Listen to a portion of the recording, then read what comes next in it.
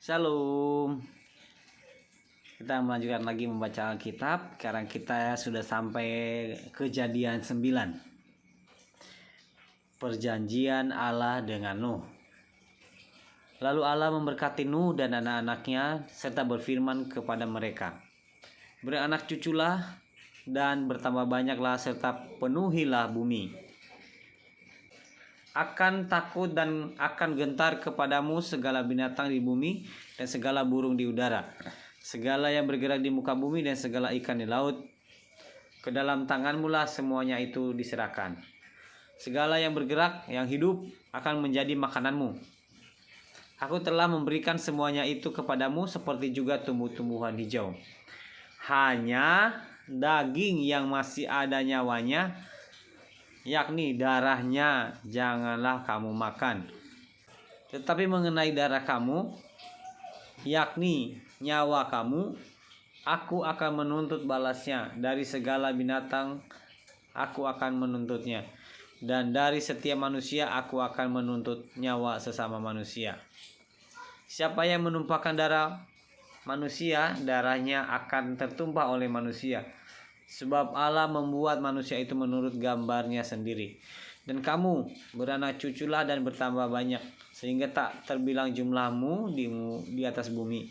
Ya, bertambah banyaklah di atasnya. Berfirmanlah Allah kepada Nuh dan kepada anak-anaknya yang bersama-sama dengan dia. Sesungguhnya aku mengadakan perjanjianku dengan kamu dan dengan keturunanmu, dan dengan segala makhluk hidup yang bersama-sama dengan kamu, burung-burung, ternak-ternak, dan binatang-binatang liar di bumi yang bersama-sama dengan kamu, segala yang keluar dari bahtera itu, segala binatang di bumi.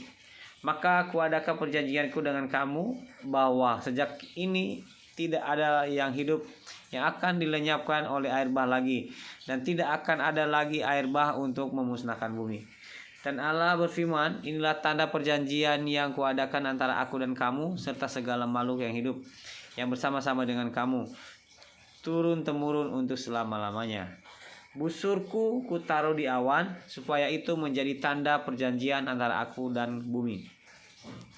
Apabila kemudian kudatangkan awan di atas bumi dan busur itu tampak di awan, maka aku akan mengingat perjanjianku yang telah ada antara aku dan kamu serta segala makhluk yang hidup, segala yang bernyawa, sehingga segenap air tidak lagi menjadi air bah untuk memusnahkan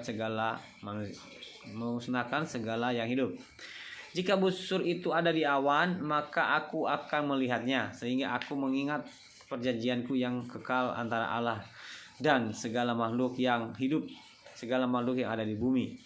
Berfirmanlah Allah kepada Nuh, inilah tanda perjanjian yang kuadakan antara aku dan segala makhluk yang ada di bumi. Nuh dan anak-anaknya. Anak-anak Nuh yang keluar dari bahtera ialah Sem, Ham, dan Yafet. Ham adalah bapa Kanaan. Yang tiga inilah anak-anak Nuh. Dari mereka inilah tersebar penduduk seluruh bumi. Nuh menjadi petani, dialah yang mula-mula membuat kebun anggur. Setelah ia minum anggur, mabuklah ia, dan ia telanjang dalam kemahnya. Maka Ham, bapa Kanaan itu melihat aurat ayahnya, lalu diceritakannya kepada kedua saudaranya di luar. Sesudah itu Sem dan Yafet mengambil sehelai kain dan membentangkannya pada bahu mereka berdua. Lalu mereka berjalan mundur. Mereka menutupi aurat ayahnya sambil berpaling muka, sehingga mereka tidak melihat aurat ayahnya.